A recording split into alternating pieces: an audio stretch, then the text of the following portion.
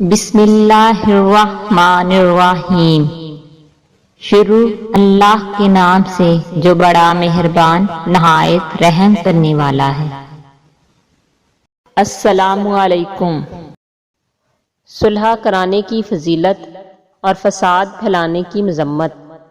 حضرت ابو داؤد رضی اللہ عنہ کہتے ہیں کہ ایک دن رسول خدا صلی اللہ علیہ وآلہ وسلم نے فرمایا، کیا میں تمہیں ایک ایسا عمل نہ بتا دوں جس کا درجہ اور ثواب نفلی روزے، نفلی صدقے اور نفلی نماز کے درجے اور ثواب سے زیادہ ہے؟ ابو درداء رضی اللہ عنہ کہتے ہیں کہ ہم نے عرض کیا، ہاں ضرور بتائیں۔ آپ صلی اللہ علیہ وآلہ وسلم نے فرمایا، آپس میں دشمنی رکھنے والوں کے درمیان صلح کرانا۔ اس کے بعد فرمایا، اور آپس میں فساد پھیلانا ایسی خصلت ہے جو دین کو منڈنے والی اور برباد کرنے والی ہے۔